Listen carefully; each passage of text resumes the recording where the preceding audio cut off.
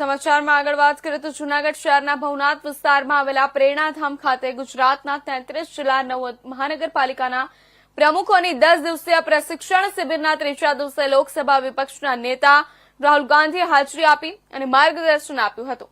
સાથે સાથે કોંગ્રેસના જિલ્લા પ્રમુખો કાર્યકર્તાઓના પ્રશ્નોને સમજવા પ્રયત્નો કર્યા હતા।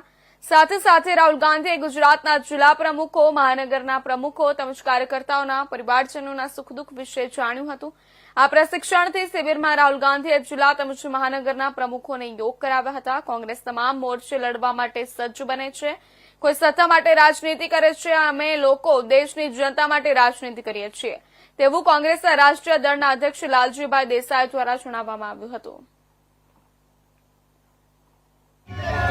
સૌપ્રથમ તો આપ સૌનો આભાર કે આપ અહીંયા આવ્યા વાત જાણવા માટે।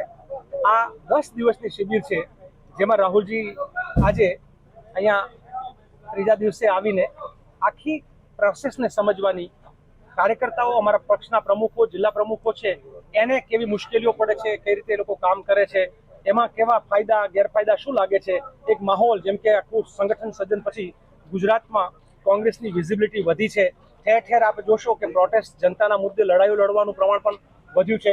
જિલ્લા કક્ષાએ આખી જનતાના અધિકારોને કાર્યક્રમો થઈ રહ્યા છે। બીજી બાજુ ખેડૂત અધિકાર યાત્રા પણ શરૂ થઈ ગઈ છે। એટલે ઠેર ઠેર જે આખો એક બદલાવ છે તો એ કેવી રીતે બદલાવ આવ્યો, કેટલો રિસ્પોન્સ છે એના વિશે પણ જાણ્યું। પણ સાથે સાથે એમણે આજે અમારા જિલ્લા અધ્યક્ષોના પરિવારોના સુખ દુઃખ વિશે પણ કહ્યું કે આખા ભારતમાં કોંગ્રેસના કાર્યકર્તાઓ એ આપણા એક બૃહદ પરિવાર છે, એક પરિવાર ભાવના જે કોંગ્રેસમાં સૌના માટેની છે, તો એના બાળકો વિશે એટલે ખૂબ બધી રીતે વ્યક્તિગત એમણે કનેક્ટ કરવાની કોશિશ કરી।